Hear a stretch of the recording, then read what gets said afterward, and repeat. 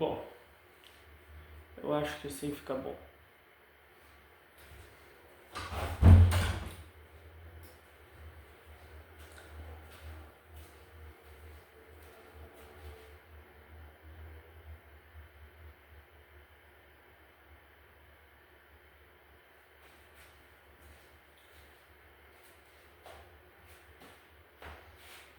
O famoso Bitcoin. Muitas vezes ele é comparado com o ouro digital. Onde é que está o mouse? Onde está o mouse? O cursor aqui. O cursor do mouse. O Bitcoin é muitas vezes comparado com o ouro digital, pelas suas qualidades. É impossível de ser falsificado, assim como o ouro. Bom, por enquanto. O dia que falsificarem ouro vai ser mais caro do que minerar o ouro. O Bitcoin é uma rede descentralizada e distribuída. Quando você tem uma carteira Bitcoin, compra e vende o Bitcoin, não aparece o seu nome. Aparece pela blockchain a transação. Não tem o seu nome em aquela carteira ali, não tem o seu nome. Bom, é claro que você apresenta a carteira quando você vai comprar, quando você vai vender, e a pessoa deposita. Então você pode tirar daquela carteira, colocar em outra carteira e botar para outra carteira, e você pode ter várias carteiras que provavelmente ninguém vai ligar uma com a outra, é muito difícil. Então por isso que ele é, vamos assim dizer, a privacidade dele, não tem o seu nome em nada, nem o CPF. E a rede foi feita dessa tal maneira que qualquer um pode ver de onde veio, de onde vai, para onde vai o Bitcoin, para evitar fraudes. Por isso que ele é um sistema aberto, para evitar fraudes e as pessoas confiarem. Cada Bitcoin fica registrado no fluxo. Fica registrado o fluxo, vem daqui, vem para lá, na carteira tal. E lógico, muitas pessoas têm a carteira, o nome da carteira Bitcoin e aberta, e também tem outra carteira que transaciona para esconder. Aí vai de cada um. Né? Ou então você pode ter uma corretora. Lógico que é melhor começar com alguma corretora. Com a corretora de criptomoedas para ser mais fácil. E agora, falando da questão central. O que é a moeda? A moneda que as pessoas aceitam espontaneamente. Antes do governo dar um golpe e roubar o ouro das pessoas, as transações eram feitas com ouro ou prata. Surgiu de maneira, isso há séculos, milênios atrás, primeiro de maneira espontânea entre comerciantes, empregadores, empregados, como uma forma mais eficaz de troca. Claro que o escambo continuou existindo juntamente com o ouro. E logo depois os governos, os estados, além de usarem ouro, foram obrigando pessoas a usar determinada moeda, a cunhagem do líder ou do monarca, do rei. Aí cada país passou a ter o seu tipo de moeda, de emissões. E isso durou realmente muito tempo. E lá pelo século XX, século XIX, XX, quando os estados começaram a crescer, precisavam emitir mais dinheiro, manipular juros, dívidas. Então começou-se a relativizar o padrão ouro, o padrão prata. Todos os países começaram a fazer isso. Nos anos 70, os Estados Unidos deu um golpe que o dólar não tinha mais ligação com o ouro. Então as moedas, principalmente dos Estados Unidos, abandonando o padrão ouro. Todos os países abandonaram o padrão ouro. E os Estados Unidos, hoje em dia, o dólar é lastreado em o próprio dólar, o próprio governo. Por que o governo fez isso? Como todo mundo já está acostumado a usar a moeda estatal, se a gente dá um golpe e tira o padrão ouro, o ouro fica para o governo, porque o governo malandro tem ouro guardado, né? Centenas de toneladas, às vezes até milhares. o governo, Estado malandro, roubou o ouro, afanou o ouro, passou a mão, e todo mundo já estava dependente de usar dólar e outras moedas estatais, e as pessoas não tiveram o que fazer, tiveram que aceitar. As pessoas simplesmente tiveram que aceitar o roubo do ouro, porque a gente já usa moeda estatal e agora fica assim mesmo. Já estavam dependentes desse sistema ruim. E desde 1910 para cá, o dólar desvalorizou mais de 90%.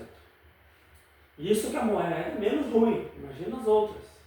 As piores desvalorizaram bilhões por cento, inflação acumulada de bilhões por cento. O Brasil, olha, também tem, se pegar a inflação acumulada desde 1942, quando o Brasil deu mais uma... Também foi um golpe, porque aí, gostando ou não, a antiga moeda réis, que era o real no tempo da monarquia, ela tinha uma certa lastreabilidade em metais preciosos. Em 1942, eu acho, 41, 43, 42, por aí, o Vargas, maluquinho, deu um golpe e cruzeiro, agora é tudo cruzeiro. E a inflação de 1942 a 1967 foi gigantesca. Tiveram que tirar um 0,67, depois tiraram nos anos 80, 3, 4 zeros. Não, 3 vezes 3 zeros. E por última vez, em 1994, 2.750 cruzeiros reais viraram um pila. Um real. Que um real em 1994, hoje em dia, são 9 pilas. Se comprava com 1, se comprava com 9. Aí o pessoal diz, tá, mas e por que o dólar não foi pro câmbio de 9 então? Por que não virou um dólar 9 pila? Porque o dólar também tem inflação. E a inflação de 1994 para cá, em moeda brasileira, 1 virou 9. Em dólar, 1 virou 2. Aí se tu vai ver o ponto de equilíbrio era para ser uns 4 pila e 40, 4 pila e 60 por dólar. Comparando a inflação do dólar que 1 virou 2, da moeda brasileira que 1 virou 9, pega 9 e divide por 2, ali 4,40, 4,60. Porque a moeda, ela quando tu tem um câmbio, a moeda ela também valoriza mais ou menos do que a média da inflação. O câmbio ele pode estar abaixo da média e acima da média. Por isso que tem um câmbio baixo, câmbio alto, porque tem uma média ali de equilíbrio em situação normal de volatilidade. Como o Brasil, as pessoas têm medo do governo Mula, o dólar tende a ficar um pouco mais caro. Quando o governo Mula sair, queira Deus, né? Não é? Quando o governo Mula sair e entrar no governo normal, o dólar vai entrar em ponto de equilíbrio, provavelmente. Claro, depende de várias questões. E quando você tem um governo coerente, a tendência é o câmbio ficar mais ou menos equilibrado, dentro da flutuabilidade natural do mercado, porque o mercado não é perfeito, é feito de pessoas. Bom, enfim, as moedas estatais do Brasil e dos Estados Unidos, todas elas são manipuladas fortemente pelo governo. E a oferta de dinheiro sempre acaba maior do que a demanda. A demanda pela moeda tal cresceu 5%, pode ter certeza que o governo vai emitir 10, 15, 20%. O Brasil é assim, sempre emitem mais moeda do que a sociedade está demandando. Você vê, aumentou o número de pessoas, o comércio aumentou, então o governo deveria emitir a quantidade X, ele emite X mais 15, X mais 10. Os Estados Unidos também é assim. E os Estados Unidos têm a moeda forte porque o mundo inteiro usa, então eles exportam a inflação para os outros. Por causa de toda essa inflação do dólar, do euro, do yuan, do Brasil, do raio que o parta, as pessoas começaram a demandar uma moeda mais forte, como o Bitcoin. Bom, atualmente eu não lembro quantos milhões são. Eu sei que ao total 21 milhões de Bitcoins vão existir. Alguma certa quantidade ainda não foi minerada por enquanto. E 21 milhões de unidades para o mundo inteiro e a demanda do Bitcoin. Bom, a não ser que a população diminua muito ou que tenha uma tempestade solar que queime vários equipamentos eletrônicos. Se a população continuar estável ou aumentar um pouquinho e os equipamentos eletrônicos continuarem funcionando normalmente, o Bitcoin tende a se valorizar, porque é a mesma quantidade para um público cada vez maior. Tanto que não basta apenas ver o preço do Bitcoin em dólar, ou em ouro, ou em petróleo. Também temos que ver que o Bitcoin tem cada vez mais usuários e cada vez mais é aceito em diversos estabelecimentos. Então, vamos ver aqui. Aqui várias histórias. Mais investidores estão recomendando. Por enquanto nenhum banco central respeitável. Falaram os ladrões que roubaram o ouro das pessoas. Respeitável, uma piada. O Bitcoin ele tem valor exatamente por não ter banco central. Bom, aqui não é um caso da crítica. Tem outras críticas que dizem eu não confio em Bitcoin porque não tem banco central. Mas exatamente por isso que você deveria confiar. Porque não tem banco central. Então, tem algumas pessoas que criticam Bitcoin não tem banco central, é muito perigoso. Elas não entendem que é exatamente por essa razão que Bitcoin tem valor. Bom, enfim, vamos continuar.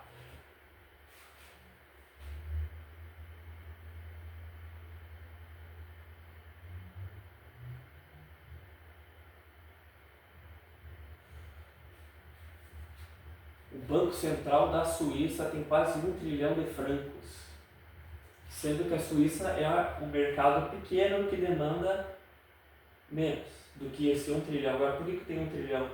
Porque o franco ele tem muita demanda internacional. Então, para tanto, eu não lembro quantos milhões tem na Suíça. Eu sei que é muito menos que o Brasil. Porém, o franco suíço tem mais demanda internacional que a moneda brasileira cacareco. Pois é, o franco suíço tem mais demanda que a moeda brasileira. Nenhum banco central respeitável como o Federal Reserve, blá blá blá, o Banco da Inglaterra, o Banco Europeu, o Banco do Japão ou o Banco da China considera o Bitcoin como ativo adequado para reservas. Caso o BC Suíço dê esse passo, seria o primeiro. Bom, é lógico que os bancos centrais vão demorar para admitir isso, porque é algo ruim para eles. Até agora temos alguns países que já estão amigáveis ao Bitcoin. El Salvador, Uruguai, Paraguai, tem algumas cidades do Brasil. Bom, oficialmente apenas El Salvador. Oficialmente. Projetos de lei. Eu não tenho aqui, não sei. Projetos de lei aqui.